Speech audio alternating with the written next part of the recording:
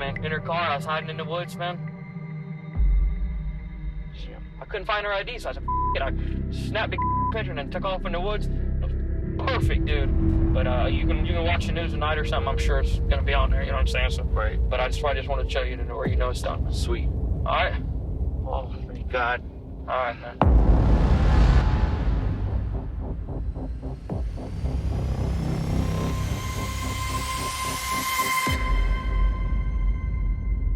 It was a murder for hire, conceived and planned behind closed doors, in secret meetings and under the cover of night. An ex-wife in the crosshairs of a man she'd once pledged to be with forever. But the plan to snuff her out was captured detail for detail, every step, every plot point, in undercover police recordings, which gives us a rare opportunity to watch a crime unfold and a criminal's defense unravel.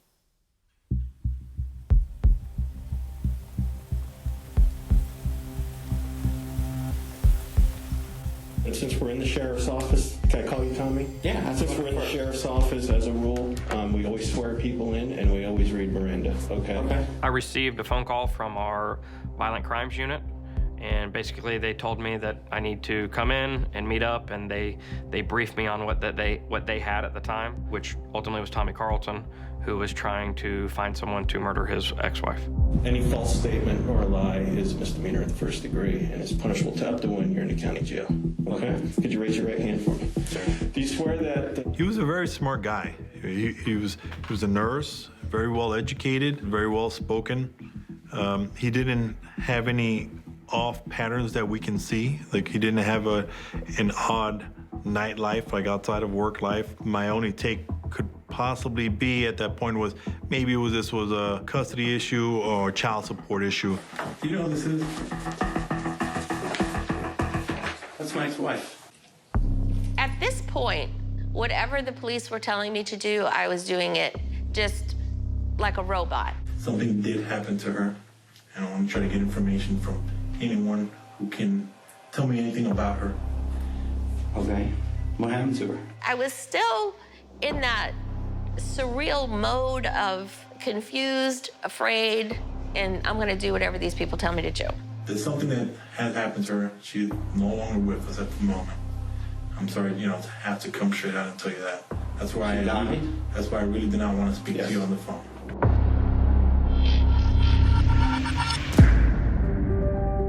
Tom and I met while we were both working as nurses.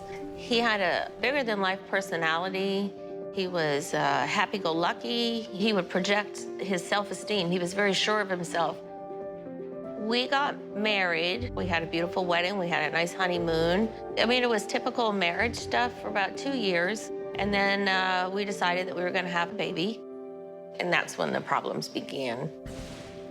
I think the trigger for him, it was the stress of being a new dad, and he was always worried about money. He was always worried about appearances. I think that he felt like he wasn't in control, and then it just kind of spiraled from the emotional stuff, and finally he started to hit me. And then after that, it didn't take long for me to figure out it was time to go. So I left with the baby.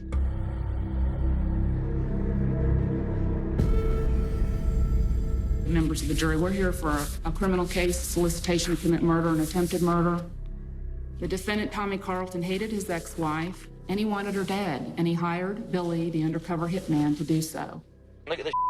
When Deputy Griffin shows him the cell phone photo, what is his reaction? You'll see it and you'll hear it. Sweet, he says. He's happy. When you listen to Michelle's opening, the complete abhorrence of this type of crime, that this is something that society just simply can't stand for. And I think in a lot of ways you can hear that come through in Michelle's tone. In fact, he's certain he wants her dead, out of the way, out of the picture. He just doesn't want to be caught. I do think Tommy Carlton thought he was smarter than everyone in the room. During jury selection, we talked about a concept called entrapment. You're going to hear videos, the actual words uttered by Mr. Carlton.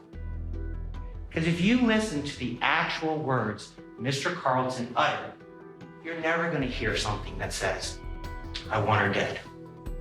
I want you to kill her. I want you to shoot her. You're not going to hear those things because he never said them. The entire time, law enforcement is orchestrating this grand, elaborate scheme. Tommy Carlton was brought to me as a court-appointed case. He was not the typical client in the sense that he was someone who had a level of understanding coming into it. He was able to be very helpful in the preparation of his case, and he provided a lot of direction in regards to what he wanted to see happen. If you could state your name and spell your last name for the record, please. Irving Molina, Molina. All right, Ms. Heller. Thank you, Your Honor. Did you become the lead officer in the case, what became known as this case of the state of Florida versus Tommy Carlton? Yes, ma'am. And can you please tell the jury how the name of Tommy Carlton first came to your attention? I was advised about a possible murder for hire incident that we were going to be investigating. I needed to pick up the witness, James Wood. Call your next witness. State will call James Wood. Please face forward, raise your right hand, disclosure. Ultimately, it was a guy who wanted to come forward. I think at the beginning he wished to remain anonymous, but ultimately he did testify in court. Do you know someone named Tommy Carlton? Yes, I do. I met him through a friend of mine. He was wanting somebody to kill his wife, and that was concerning to me. I wanted to, go to law enforcement and, do something that's kind of All right. When it's something with such a great magnitude, to hire someone to commit a murder of a known person, we have to react faster. The entire case took about 4 days, right, from beginning to arrest. Did he talk about why he wanted her killed? He wanted to get custody of his kid. He was having some kind of situation with her as far as his child was concerned. He had a deadline time period he wanted to have her gone by. I believe it was the 14th of May. When the last time you spoken with her? January, the first couple days in January. First couple days in January? Yeah, we're supposed to go to court the 14th, next week on Thursday. For what? She hasn't let me see my son. And you're taking her, or she's taking you? She's taking me this time, I think. As a case of first impression, you think, is this real? You think when you hear solicitation for murder or somebody offering money to off someone, you think of it as a movie or a television. But the fact remains is that these type of things still do occur. She's like a pathological liar. She slept around with me 3 times. I don't think that James Woods would have come forward had it not been impressed upon him that this was serious. Did you believe that Mr. Carlton wanted to kill his ex-wife? Yes. For some reason, he felt like all his problems would be solved, basically, if she passed away.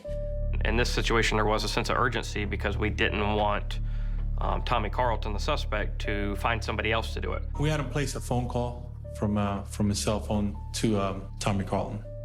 We wanted to set it up in a way to see if Tommy would be willing to meet with Mr. Woods to discuss reference the murder for hire that he had approached him on prior. So we have to be prepared to have video and audio plus security for the undercover. All right, and who did you decide to use as the undercover? Agent Griffin. We secured a hotel room near to the sheriff's office. What do you think? What do you think? I told you that you help take care of the problem,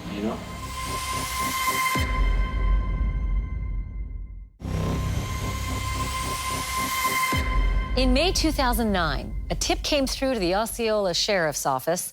A nurse named Tommy Carlton was looking for someone to kill his ex-wife. Detectives quickly spun a web, luring Carlton their way. An elaborate undercover sting to capture Carlton's plans on tape. At this time, Your Honor, I'm going to start with the Quality Inn motel tape, Okay. which has already been moved into evidence. You may proceed.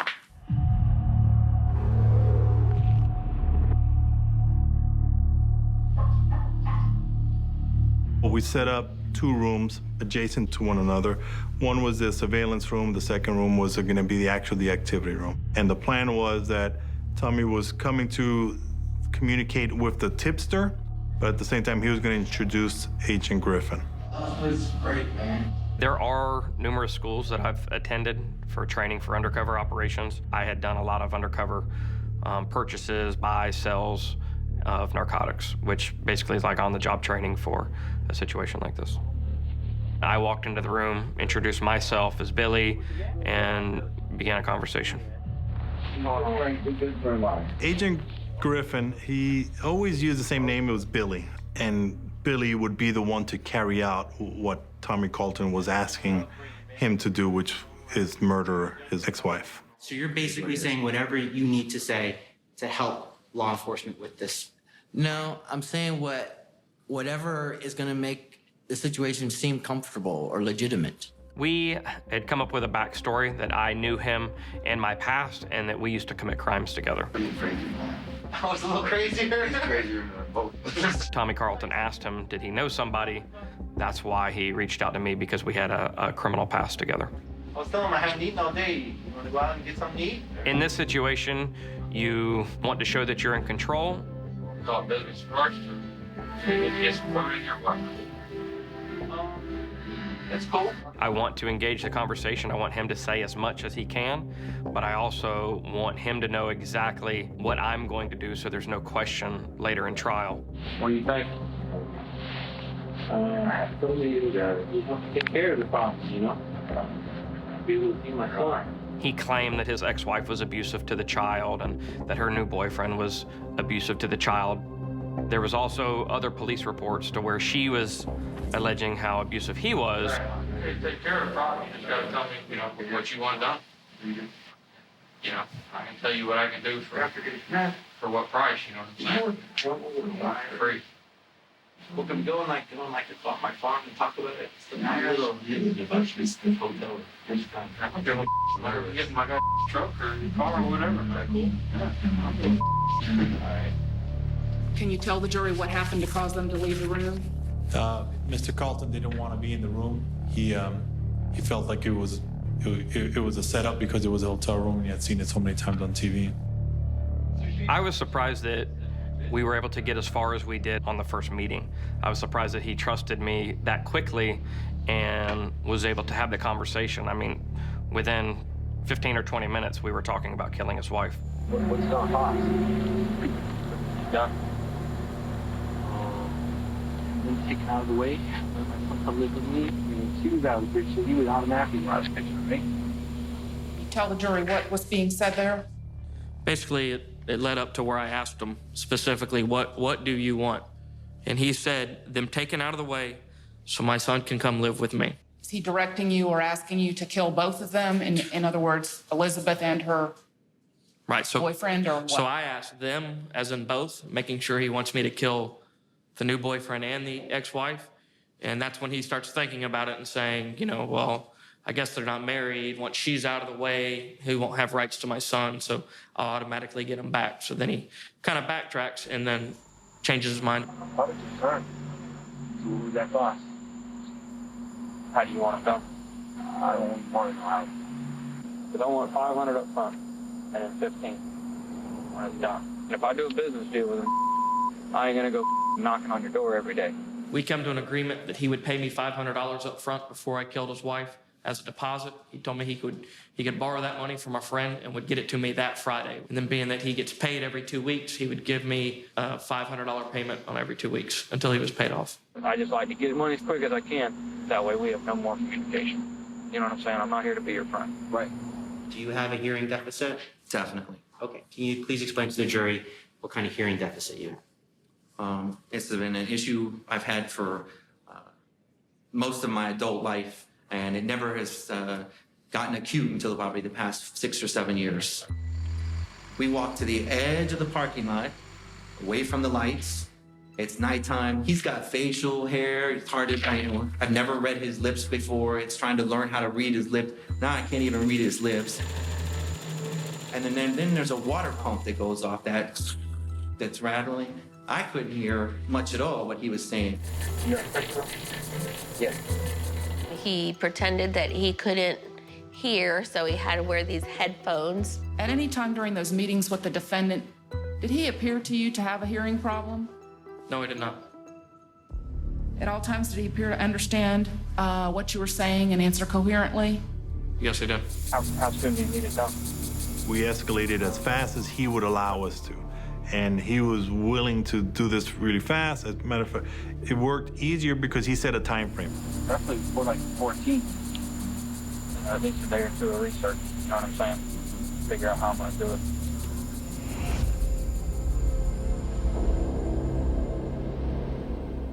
Tom said that I was keeping Eric from him because he wasn't paying child support. At first, when Tom and I first got divorced, he would give me money sporadically. But then it got to the point where it got to be a control thing where he would want me to ask him for money. So after doing this, I went through this for 2 years. I was desperate. I was at the end of my rope. The court case was for the modification of child support. But the closer we got to the court date, he stopped wanting to see Eric. He kept saying he was busy and he was working. I wanted this to be done. I wanted that part of my life to be over. You gotta make sure my son's not well. He's gonna wake up because I plan on using the gun. The most effective way to be awful for my dad is got me back to there. How old is he? You want to call 911? Do you specifically ever say to Mr. Carlton that, use the words, I'm gonna kill your wife? I believe it was to the effect that I was going to shoot her in the head. Tommy always was of the perspective that he didn't want his wife harmed, he wasn't hiring someone to murder his wife, and that these ideas or these possibilities were being offered to him by law enforcement, really to try to get the confidential informant out of trouble. The thing is that he was very afraid of being in trouble, and he really wanted me to kill his wife, and I would never go through with a situation like that. I'm just like nervous. I don't know, I feel like I'm being set up. You know, going to a hotel room. It ain't like... But they couldn't. These are the glass. What they got? There's a case next door. He peeked into the surveillance room and saw the Pelican case containing the electronic equipment.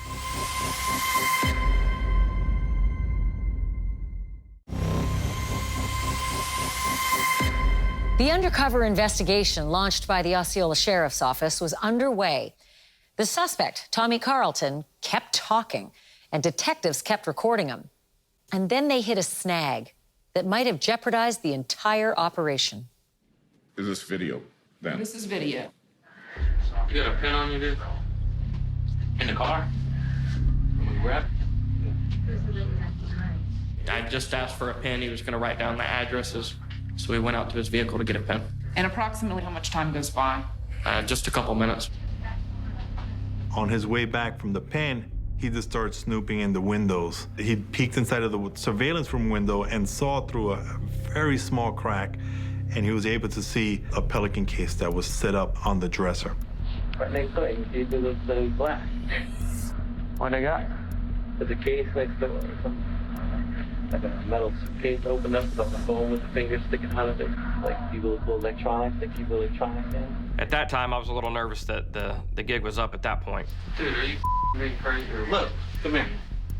Don't freak my friend out of here. You're all next door hearing that? Yeah, I'm hearing, I'm monitoring. So what'd you do? Removed everything from there, from where it was, put it further back in the room. By the time they came to the room, I already had everything gone. You're freaking me out, man, or you're a paranoid. One of the two. All right, and Detective Griffin, the next recording on those composite recordings is quality and lobby footage. Yes, that's the defendant going to the lobby, asking the clerk at the front desk if he could rent out the room next door to mine. What are you doing at the hotel lobby? Why did you go to the hotel lobby? I was convinced that there were cops. I told them, no, I had a friend that rented that room, and I wanted to rent the room next to him, and there's someone there, and I didn't know if, were they staying long, or could I rent the next night, or what? Prior to this, while we were setting everything up, I had gone to the front desk to tell them if anybody asked, hey, what room are the cops in, or anything related to anything at all law enforcement, to play it off and to not reveal any information. So luckily, the the clerk told them, oh no, a family has this rented out all week. So that kind of eased his suspicion at the time. Thank God I prepped the clerk. I was just gonna say, make sure he gets on the turnpike or something. After the Quality Inn meeting, our next meeting is Dairy Queen. Agent Griffin, the Osceola County Sheriff's Office, going to meet the target behind the Dairy Queen on a murder for hire case. The second time we met in a Dairy Queen parking lot. When I got there, he wanted me to ride with him. Gotta get in his car. Does not want to get in my truck. So I got into the car with him, which that really wasn't part of the plan. But ultimately, I made the decision that we had enough surveillance units in the area to follow. So, looking here, I got pictures of my son and stuff in there. Okay. Is that her there? Yeah. You got that other address you were telling me about? Yeah. You're not a cop, right? I ain't no cop. God, man. I hear you. You're really freaking me out, so you're crazy. I ain't freaking you out. You know it's gotta be careful. Tommy Carlton was so careful. He wanted to distance himself. And in that, he shows a level of sophistication in himself that he knew what he was doing was wrong. Next time we meet, no discussion about nothing. I'm just gonna give you the money. All right. Just go with me. I know what to do. Liz talk is the best. Did at any point you have in your mind that you were going to hire Detective Griffin to kill your wife? Never. In my head, I'm thinking that all that needs to be done to solve this is to have somebody show up and catch Liz walking out of the apartment or something and say, hey, we know your kid's being beat by this guy, and then just imply, as a show of force, a verbal harangue that don't make us come back. You specifically told Billy that you wanted them taken out of the way so my son can come live with me, correct? Correct. Them taken out of the way, is that correct? Correct. Okay, now, verbally haranguing someone, how would that be taking someone out of the way? In the way is referring to a problem they have, something that's hindering your path, hindering my association with my son, being able to protect my son. So if your wife was verbally harangued, it's your testimony that in your mind, you, a registered nurse with all this education and so on and so forth, if she's verbally harangued by someone she doesn't know, somehow that's going to take her out of the way so that your son can come live with you? Yeah, she would actually back off. And I would just wait for you to get back. I'll call you and go from there. At the end of the day, the issue that I think the jury had to decide was what really was going through Tommy's head at the time he was talking to these individuals. All right, man. See you on Friday. Give me a holler back, dude.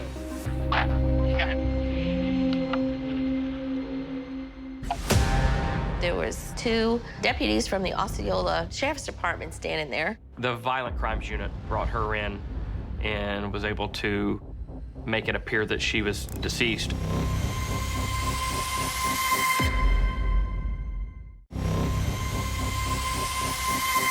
The murder for hire plot reached day 5. Tommy Carlton had provided undercover Detective Griffin photos and addresses for his ex-wife. The next meeting was about money and sealing the deal. We're all scattered everywhere. You can just park by Wild Hills or whatever, somewhere in that area. It'd be better so at least you know where you're going to be at. All right, I'm going to shoot for Wild Hills unless it tells me something different. Go ahead and put me on mute. All right, now, Detective Griffin, the next thing that happens in the sequence of events is what? He told me at the Dairy Queen to call him on Friday, told me he's ready with the money, and we meet at the Walmart on Osceola Parkway in Michigan. Where you at? Are you in front of Walmart? I'm going to pick you up. All right. Now, we wanted to confirm it with money. Now he's willing to pay money for the services of Agent Griffin murdering his ex-wife. Hey, man. What's going on, man? No discussion. All right. Gotta go to my car over here. Here, grab your jump back in. We'll go for a loop. Let's go ride in my car. Huh? Let's go for a ride in my car. I'd rather ride in mine, man. I don't like riding with people. I don't know. Huh? Just jump in, man. Just jump in. We're gonna make a quick loop. I need to get out of here anyway. He believed he was the smartest man in the room. No discussion. And that's why he was trying to be so careful. His choice of words were never going to convict him in court. He just believed that if he didn't say the word, "I want you to put a bullet in her head," that the jury wouldn't be able to see around that. Detective Griffin says, I'm here to take care of the problem. You just got to tell me what you want done. I wanted to be able to see my son, not take out, kill, murder my ex-wife. I think Tom was a good dad. Words of wisdom from my dad was, doesn't matter what's going on between you and him, he's still the kid's father. And I always kept that in mind, but it was difficult because Tom made it hard. Some of the things that he would say and do would just be demoralizing. And 3 or 4 years ago, you quit paying child support. Your whopping child support payment of $100 a month that she agreed to without an attorney back in 2000. Is that right? I quit paying it at some point. Me paying child support seemed to be dependent. If I paid child support, I was able to see him. I didn't. She stopped letting me see him, so then I quit paying child support. You had a court order to pay child support, correct? Yes, I did. $100 a month. And you violated the court order. I did, absolutely. Sorry. If you're not hiring Detective Griffin to kill your wife, why in the world are you giving him $500? Giving him $500, that's what he was like extorting to be this so-called help. So at that point, I was just giving him money so that he didn't break through my door and like beat the crap out of me. Never left me alone. Every single day he was harassing me, calling me, trying to initiate a furtherance of this campaign that was started and I felt stuck in. Okay, and Detective Griffin, regarding that meeting at the Walmart, at any time did Mr. Carlton indicate that he did not want to go through with this hit? Absolutely not. This was the time where he actually paid me the money. We first met on Monday, so he had Tuesday, Wednesday, Thursday, and Friday to change his mind. However, on Friday, he still gave me the money. If things look good, yeah, tonight I'm gonna call you. That way you can. Yep. I'm going out tonight anyway. So You know what I'm saying? Yep. In fact, I got a double date tonight. Damn. He wanted to have an alibi. That also was good evidence for our case because he talked about that multiple times about how he was going to make sure he had an alibi to where he would either be seeing a patient or he was on camera somewhere while I was killing his wife. Make sure you answer your phone if I hit you up, though, because, like I'm saying, if the night's like last night, I'm going to be able to. Okay. All right, man. Take care of things. We wanted everything to run its course fast. We did not want Tommy contacting anyone else or meeting anyone new to set the same murder for hire plot.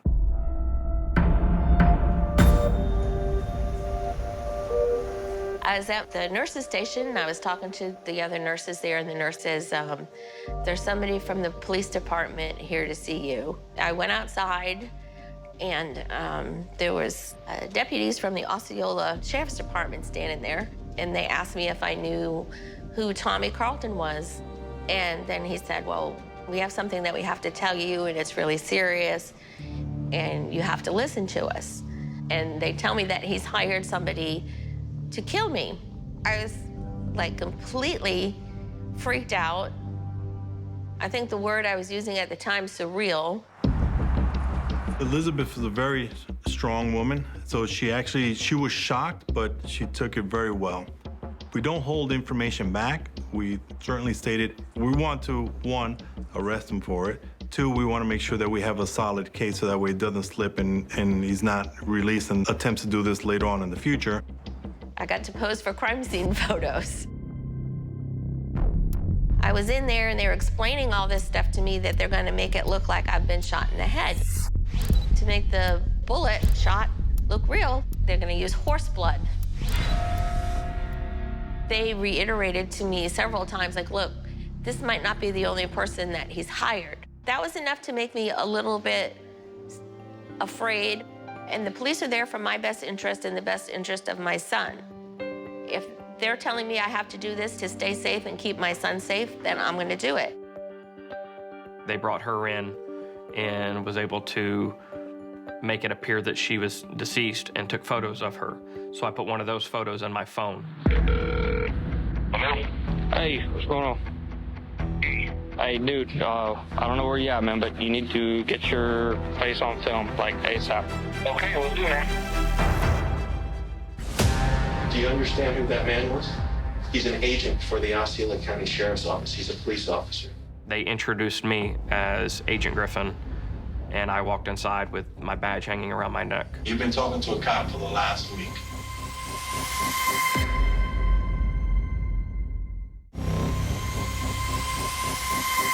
The 5-day undercover operation culminated on Friday, May 8th, 2009, when murder for hire suspect Tommy Carlton received the phone call he'd been waiting for.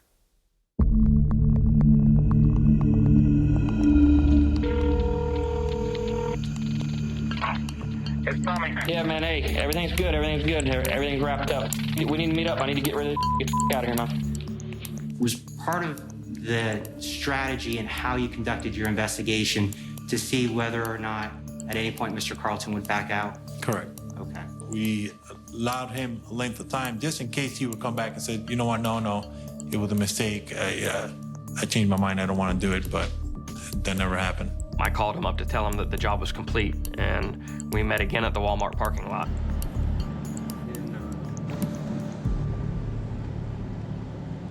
What is this a video of? This was the final meet where I meet with him and show him a photograph on my cell phone. I acted like I took a picture of his wife after I shot her in the head. Done, brother. God. Done, man. Look at this stupid bitch, man. In her car, I was hiding in the woods, man.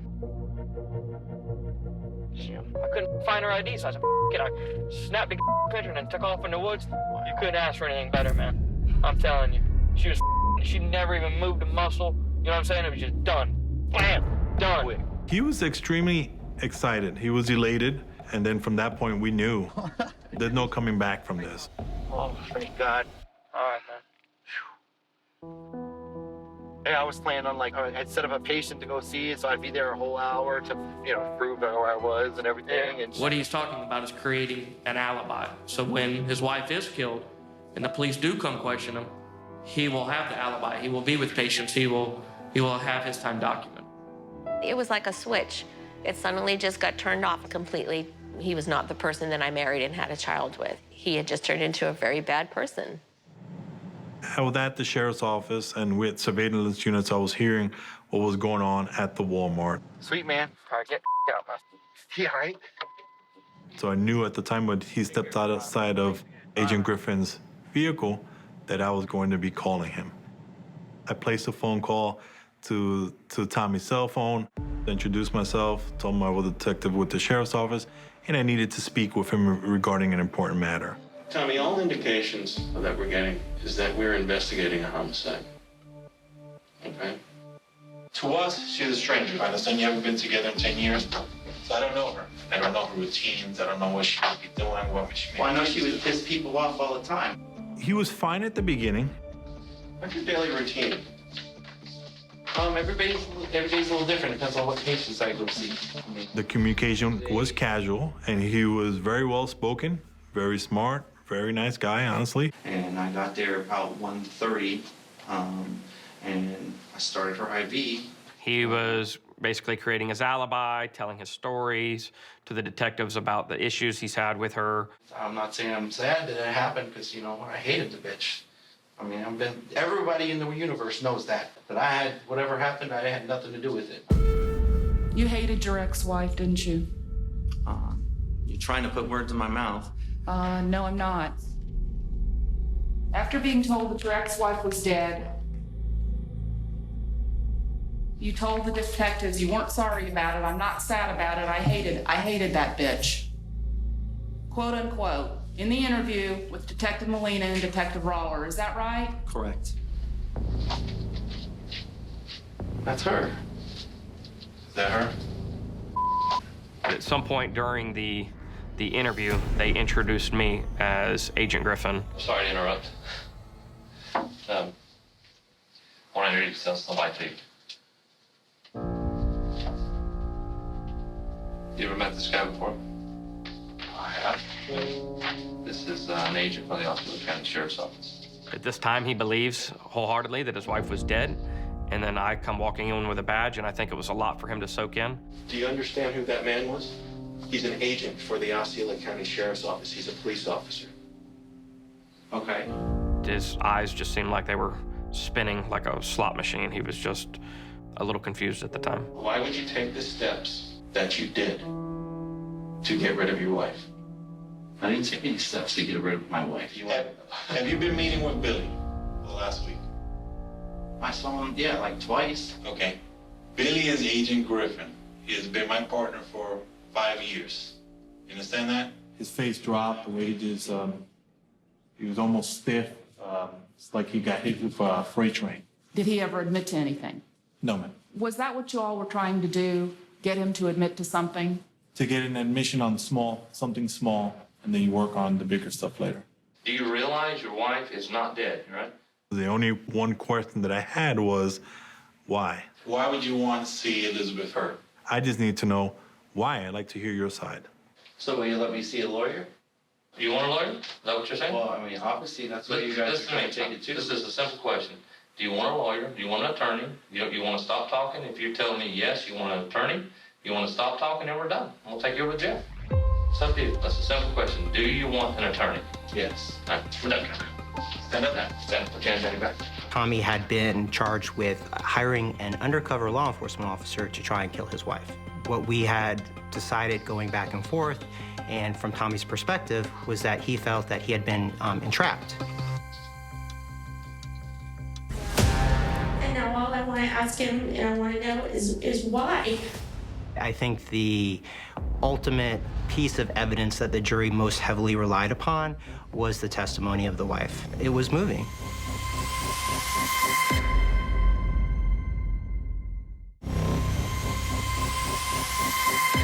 Tommy Carlton was arrested in 2009. His trial began in 2011, giving him 2 years to conceive another plan. This time, a defense strategy. In spite of a week's worth of surveillance video and audio recordings of the crime, Carlton maintained his innocence by claiming ignorance and ultimately police entrapment. Mrs. Nicholas, do you have something that you wish to tell the court about how this crime has affected you? Yes, ma'am. You know, everybody asks me if I hate Tom. No, I don't hate him. I loved him so much at one time. And now all I want to ask him and I want to know is why. I think the ultimate piece of evidence that the jury most heavily relied upon was the testimony of the wife. It was moving. You know, you get a knock on the door and police officers are saying, hey, someone just tried to hire me to kill you. That's going to shake anybody up. And I think while we do our best as attorneys to tell jurors you can't put yourselves in the shoes of anybody, the jurors did. Members of the jury, Tommy Carlton hated his ex-wife, Elizabeth Nichols. There's no doubt about it. He hated her and he wanted her dead and gone out of his life, and he wanted the job done before May 14th of 2009. It's something that he has spent over 1.5 years memorizing these transcripts, memorizing these tapes, and trying to come up with something to talk his way out of this. Him telling you that all he ever wanted was her to be verbally harangued is unbelievable. And he got $500 and he paid Billy. And he saw that cell phone photo and he was happy about it. I know Tommy went into that trial thinking he was going to win. He was confident that the jury would see things from his perspective. And on behalf of the state of Florida, I ask you to return verdicts of guilty as charged on both counts. Every single time that you step into that courtroom, if you go to the trial, you're rolling the dice. Mr. Counsel, you may give your closing statement. Thanks, Judge. Now, a defense of entrapment has been raised. As soon as they went into that hotel room, they didn't think, oh, we're here to determine if we're dealing with a man who wants to murder his wife. No, they thought they were there to meet a man who wants to kill his wife. Law enforcement is trying to tell you how to think. They're trying to tell you, this is what was meant when we said this, and this is what was meant when he said that. I want you to listen to the evidence, and you decide what that response meant. I think that we as a society are trained to show a certain level of deference and respect to law enforcement. I do think that in some part, They saw this is a law enforcement officer. I'm going to believe him over Tommy because he is a law enforcement officer. I'm not asking you to decide whether or not you like Mr. Carlton. I'm asking you to hold the state to its verdict. If the state fails to prove even one element of a charge, the only verdict you can return is a verdict of not guilty. Oh, thank God. The audio and visual spoke for itself. Tommy Carlton's actions spoke for themselves. And that was quite clear to the jury. All right. Madam Clerk, if you could publish the verdicts. If I could have defense counsel, defendant, please stand. Verdict as to count 1. We, the jury, find the defendant guilty of solicitation to commit first-degree murder as charged in the information. Verdict as to count 2. We, the jury, find the defendant guilty of attempted first-degree murder as charged in the information. I think the jury saw the evidence that was brought forth, and they made the decision of this is an open shut case. As long as he can stay in jail, the better, for me and my son. I'm sorry, Tom. You're not a nice person. You were a nice person when I met you and fell in love with you. You were a nice person when we had Eric. I don't know what happened. You are a liar, and I'm sorry. I'm sorry for your mom. I'm sorry that it's everybody's fault but yours. There are individuals out there that are truly bad, and I do believe that about Tommy Carlton. I don't believe that he had any remorse for his actions. And had his wife truly been deceased, I think he would have been beyond pleased. All right, why don't you all come up to the podium?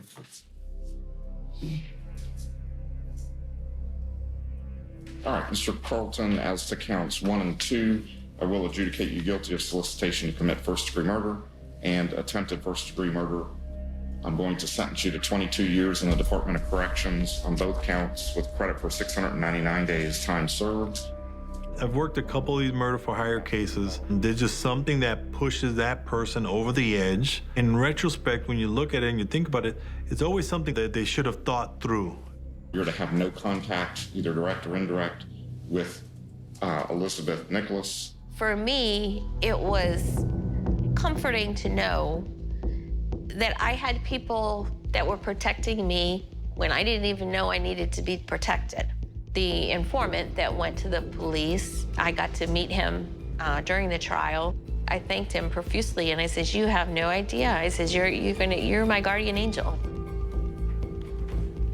His reaction to when he saw the bullet hole in his wife's forehead, that to me was, beyond a shadow of a doubt, exactly what he wanted done to his ex-wife, no doubt. Done. Sweet. Done, man. Oh, thank God. Tommy Carlton went on to file 2 appeals and lost. At sentencing, the judge issued an order forbidding Carlton from having contact with Liz, his ex-wife. But that order did not extend to his son, Eric. And to date, Eric has chosen not to contact his father. I'm Ashley Banfield. Thanks for joining us.